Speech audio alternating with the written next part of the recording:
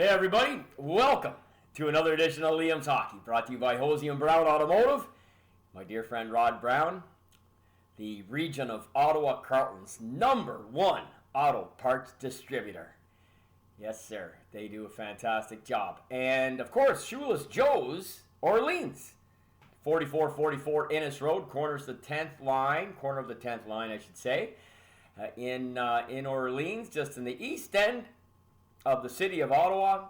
Open a little less than 2 months and rocking it large, according to Jeff Underhill. So get your butts in there if you live in the Orleans area, especially. Jeff says they are getting tons of people coming in, and he's really happy with the first couple months of operation. They are, of course, affiliated with the Shoeless Joe's in Orleans, who have been there for a number of years. And Shoeless Joe's is a Canadian operation that actually started back in 1986, I believe, in the Toronto area. So it's got some long-standing traditions going back to various markets, and we're just thrilled to have a couple of them now in the region of Ottawa-Carleton. Kentville being just outside the city limits to the south, and the newest one, which we're promoting here on Liam's Hockey, is in Orleans at 4444 Innes Road. Thank you, boys, for being on board. Coming at you very quickly here after a show. Previous show focused pretty much on the Montreal Canadiens stuff that had accumulated in the last one. Wanted to get covered off on some of the other more pressing topics in the last 48 hours or so. How about that Vasilevskiy? If there was one thing that kind of had the Twitter shorts in a knot, was if Vasilevskiy should have been pulled for the third period of Game 2, the 7-0 whitewash. And look, I'm one of thousands out there that has probably coached some level of hockey that would have gone to Mr. Vasilevskiy after 2 periods when they were down 5-0 and said, Andre, we're hoping to get at least 4 more games after this. That's if we win 4 straight, which I don't know we're going to do. This isn't the Rangers we're playing right now. And, hey, bud, take the third off. I would have definitely said that to him, and I guess as the head coach, you've got to say. But even in the post-game interview that night when they lost 7-0, John Cooper, fairly resolute. You could tell. I wouldn't say he was seething, but boy, you could tell the emotion was running in him. It was palpable. You could feel it. And he very quickly dismissed that notion, saying that not only was he not going to do it, but that even had he suggested it, Vasilevskiy wouldn't have come out. And of course, which set the Twitter world on fire, because various people said one thing, various people said the other. It is what it is. At the end of the day, you know what? At the end of the day, we're not in the room. We're not coaching in the NHL, nor have 110% of us ever coached in the NHL that comment on social media or go on the blogs and the vlogs and everything else and think that we know. Because look at how he played last night. He was kicking out BBs. It was remarkable to watch that game last night before, and you know, Tampa kind of ran away with it slowly. Like Colorado were kind of hanging around looking available there, even into the early part of the third period. I just cannot believe how much perimeter play they made and how many shots were deflected and blocked. But even ones that got through, as we know now, Vasilevskiy made the saves. Did he throw a shutout? No, but he definitely didn't look like the guy who got beat in just a lot of one-on-one battles in Game 2 and lit up large, as we now know. So I just found it ironic that clearly not being pulled had zero to do with his play going forward. So it should be a lesson to all of those who race out to that end of that limb, and this is a hill we're going to die on tonight. Vasilevskiy should have got pulled. And he didn't. And they came back with a dominating performance. The MO that we have seen now for 2+ years is they are so resilient. Now, will they go on? I mean, I'll tell you, that Colorado team looks so scary. I mean, they just look so scary. And I don't know. This series really is. I was going back and forth on texts, as I do with so many people, but with my good friend Deblois the other day, and we're trying to figure out, because the Tampa Bay Lightning they're in uncharted waters here, as we discussed last show, and everybody knows that the last NHL team to make 3 consecutive Stanley Cup Finals was the New York Islanders. So Bull and I were going back and forth saying, is this the 83 Islanders or the 84? Because the 83 had a lot of gas left in the tank and eventually took that series over against the Edmonton Oilers to win that 4th cup in a row. The 84 team, which made a 5th final in a row, did not have that much left in the tank, and clearly were beaten by a better team anyway that had used that extra year, that experience, everybody a year older, year wiser, a little bit better configuration, and were ready for the Islanders in those back-to-back finals of 83-84. And as we know, the Oilers got their first cup in 84. This would not represent the Colorado Avalanche's first Stanley Cup, but given it's been 2 decades and change since their last trip to the final, it kind of feels like it's a new entity, even though they had that tremendous team before, led by Sakic and Forsberg and Patrick Roy and Adam Foote and various other fantastic players. So it remains to be seen. Anyway, wanted to chime in and kind of chuckle at all of the angst that was expressed on Twitter about Vasilevskiy not getting pulled, and then he turns around and plays like that last night. On to Game 4, baby. I cannot wait, I'll tell you. Man, like every inch of ice is contested out there, and it has been that way for so many playoff games, despite so many lopsided scores in these playoffs, right through the 4 rounds. Despite that, I just have loved the compete level that I've seen game in and game out. It's just beautiful stuff. Another thing that got a lot of traction in the last 48 hours was Elliot Friedman of Hockey Night in Canada releasing the news that speculation, rumor, what have you, that Connor Brown of the Ottawa Senators may test free agency when this current contract expires at the conclusion of this upcoming season, as he's unrestricted. So this puts the Senators in a little bit of a quandary, and it puts them in a little bit of a quandary because they're a budget team. They've got what, 24 million on the cap right now. I know you got to sign Norris, you got to sign Formanton, you've got some guys on expiring contracts, you got to shore up the bottom end of your D. You've got Sanderson coming on entry level. You've got, Hamonic and Delzato are gone either this year or at no worse at the conclusion of this year. That's $5 million right there. You've got Shabbat. You will re-up Zub. Zaitsev has got 2 years left if you don't move him. And look, they're not winning the cup next year, barring a miracle of miracles. So if you got to carry Zaitsev into 1 more year before you decide what to do with him, if you can't do something with him on or before the deadline of this season, which let's say it's unlikely because of his overall play.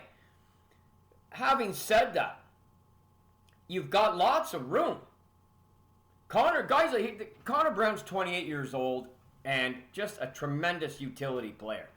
He's one of those guys that the Leafs are looking back now and saying, we just couldn't afford to keep him, and that was at whatever he signed in Ottawa for, 3.6 or 3.7. And you can't afford to keep Hyman, and you got to move Kadri. And these are the foot soldiers that help you propel you to win Stanley Cups.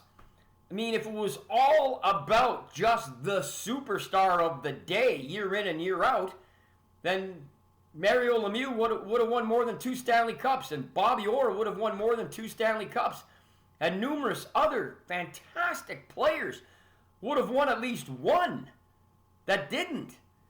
And that's just how tough a trophy it is, and how you need 18 guys pulling the rope the same way, that everybody has to contribute in their own way. And a guy like Connor Brown is a guy I'd like to have around. I'd like to keep around on my team. Now, I don't know if he's going to want a big ticket, and that's the problem. But what's a big ticket for him at 28? First of all, you're not doing anything with him right now. At minimally, you're keeping this guy till the trade deadline. You're going to move him, you're going to move him then. Now, okay, no, the detriment of that is, okay, people are going to have you a little bit over a barrel if you wait that long.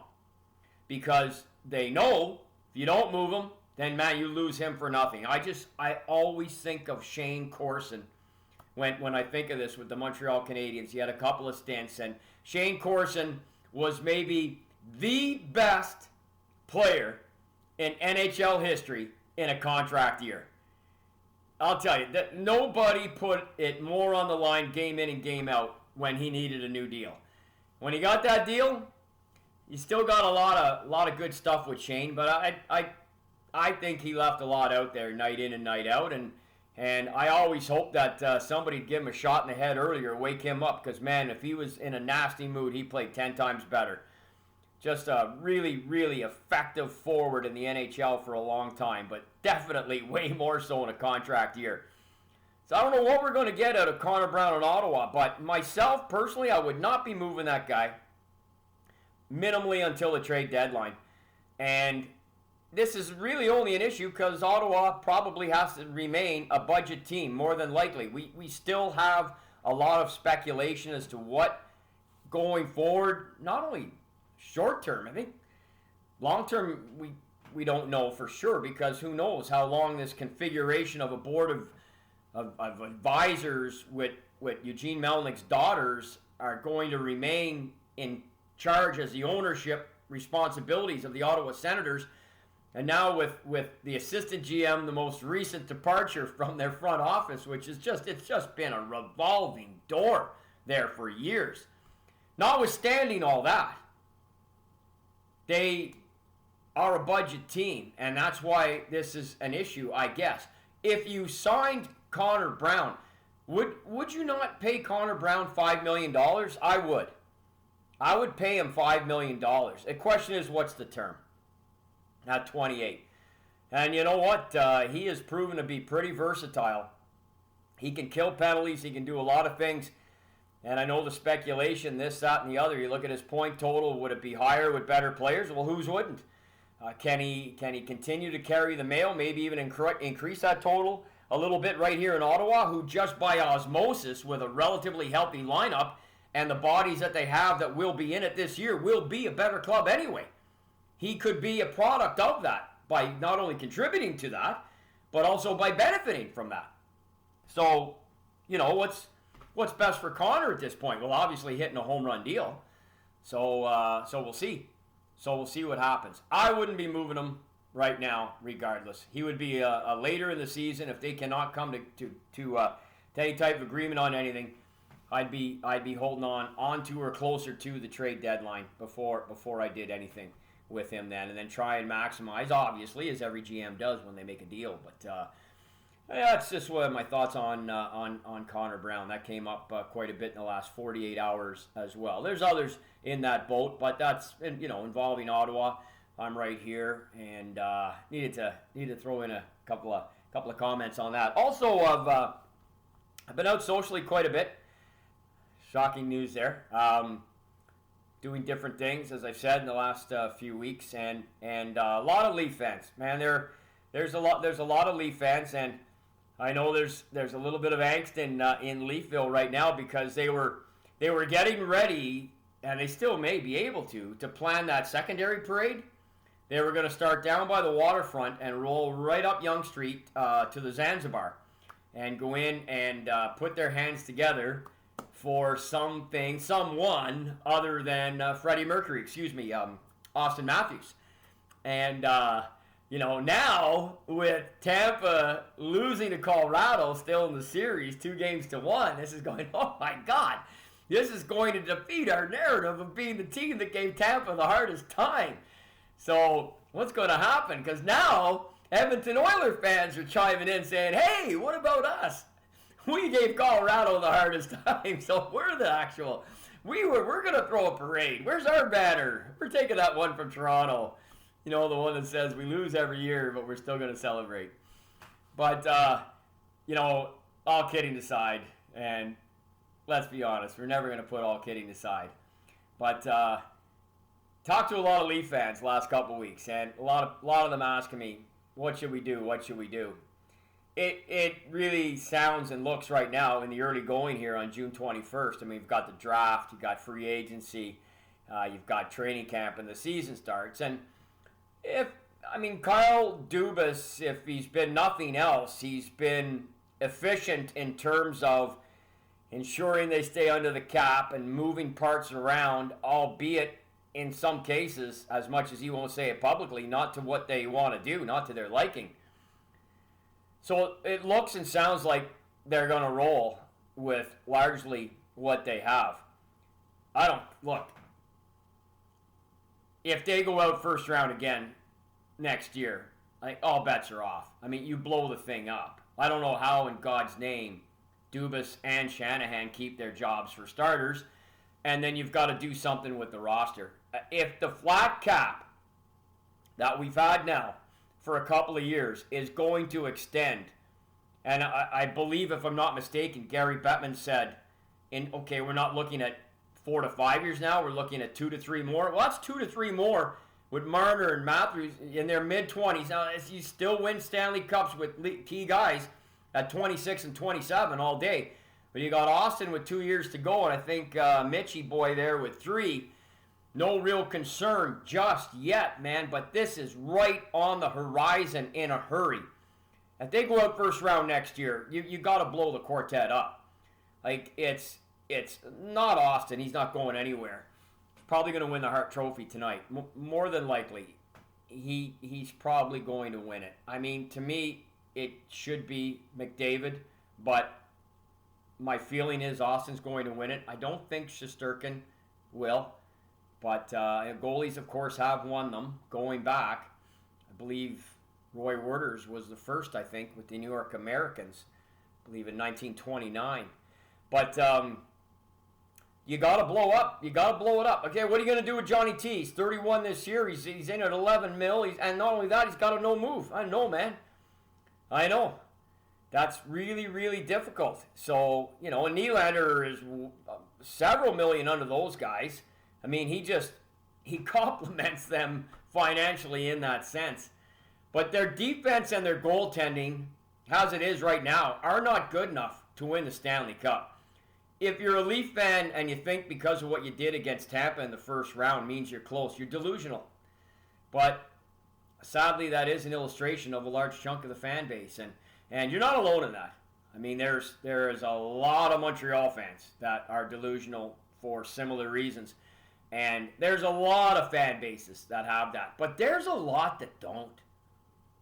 Kind of digressing here, but there's a lot that just don't have that same blinders, pie in the sky look at everything about their team in rose-colored glasses. And I think a lot of Leaf fans are taking that loss in the first round to Tampa, and in recent years, well, because they lost to a Stanley Cup finalist last year, guess you gotta include that in there, right? Oh, man.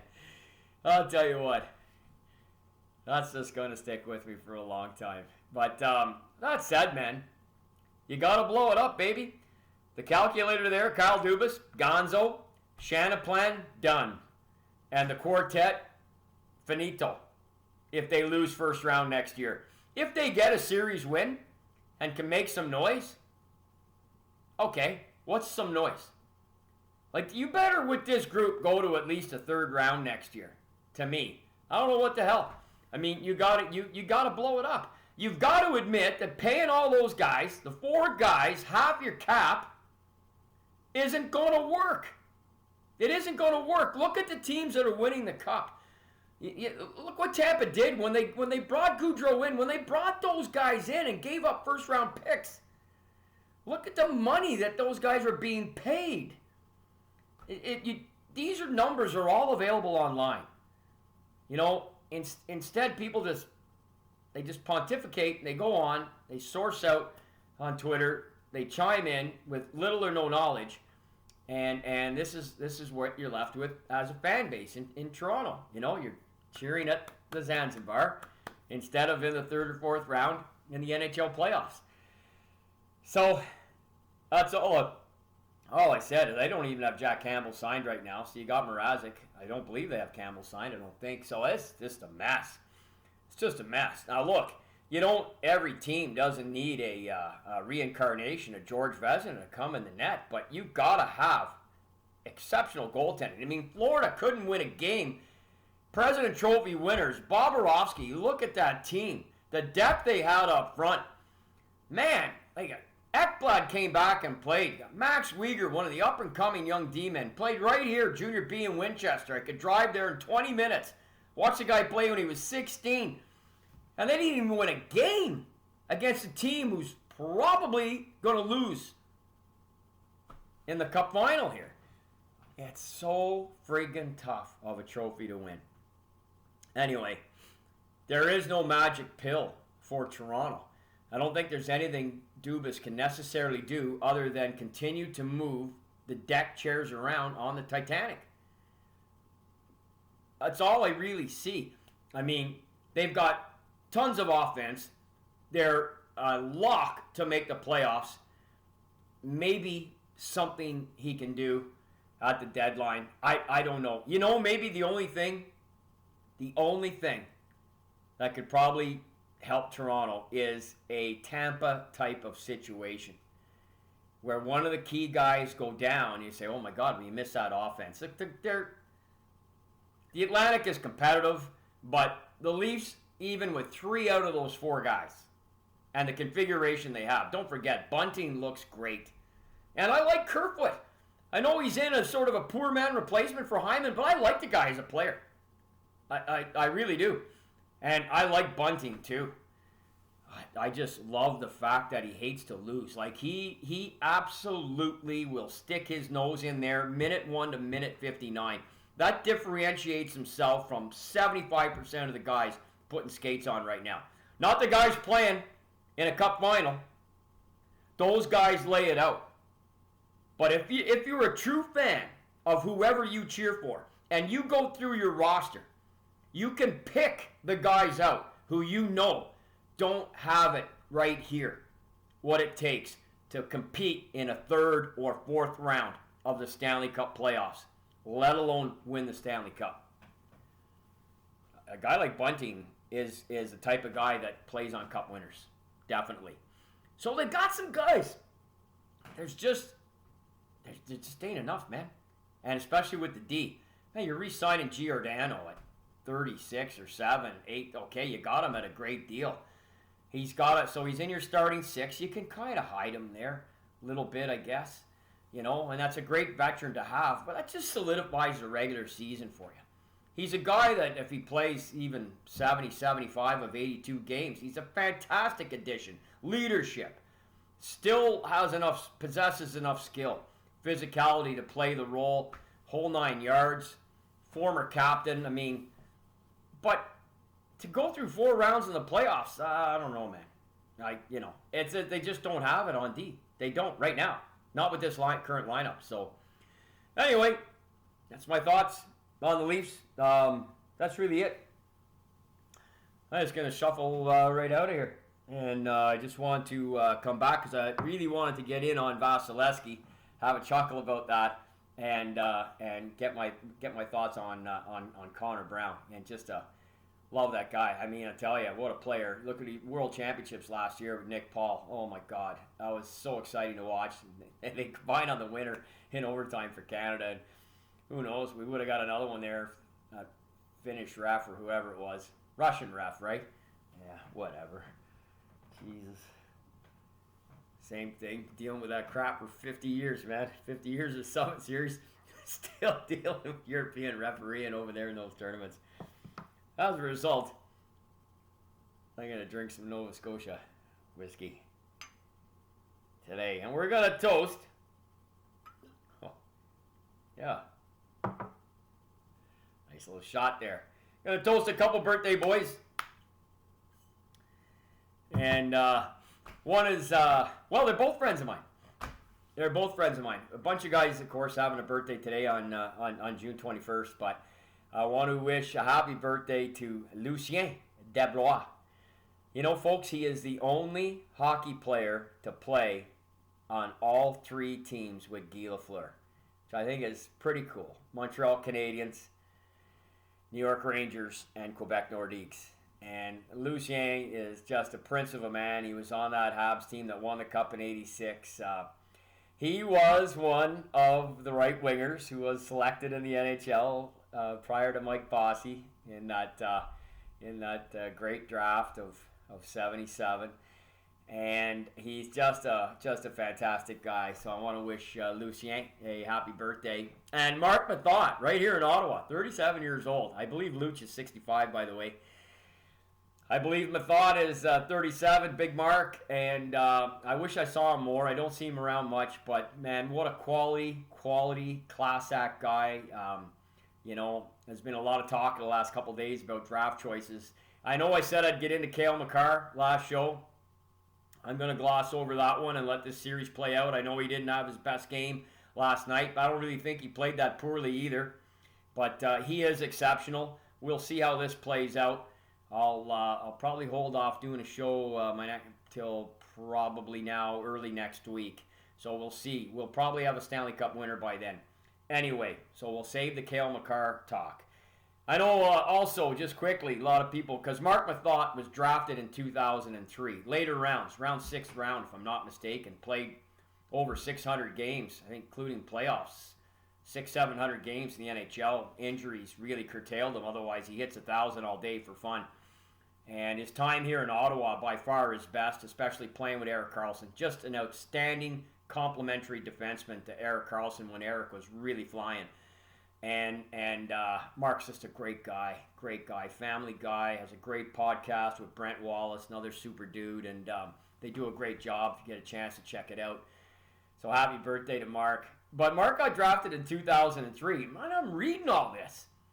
That 2003 is the greatest draft of all time. What, like, folks. 1979, please, it's not even close. It's not even remotely close. Oh, okay, well, hold on, Liam. 79 was a double draft. Yeah. So, you know, it was where they combined the ages. Where you could take the 18-year-olds, and prior to that, you couldn't. You had to take 20, so you had the multiple ages. Plus, they only went 6 rounds. They only drafted 126 guys. 81% of the players drafted in 1979 played in the NHL. There's not another draft even remotely close to it. In 2003, you kidding me? Pay the babysitter on 2003. Like, if you want to put a rider in and say 79, okay, you know, was this fluke because of what happened? Okay. But then say that. You can't just say, it's like people say, the greatest thing, the greatest player, the greatest this in NHL history. Folks, the NHL started in 1917. So if you're going to talk, and here's the most common one these days is defenseman. The greatest defenseman, because now Cale Makar is entering the discussion, and you've got so many great ones before him. When does anybody who writes these lists or goes on TV or talks on radio and says Eddie Shore? If you don't have Eddie Shore has one of your top 3 greatest defensemen of all time, your list, your thinking, your knowledge is flawed. It's as simple as that. And you don't have to be the NHL expert of the world or the world's #1 NHL historian, which I am, to know this. Just do a little research, baby. It's as simple as that. So to the memory of Eddie Shore, and to my dear friend Lucien Deblois, and Marc Methot, happy birthday, guys. Let's hope for some great playoff action as this series continues. Man, they are contesting every inch of ice. I love it. I hope you are too. Get it, India. G'day.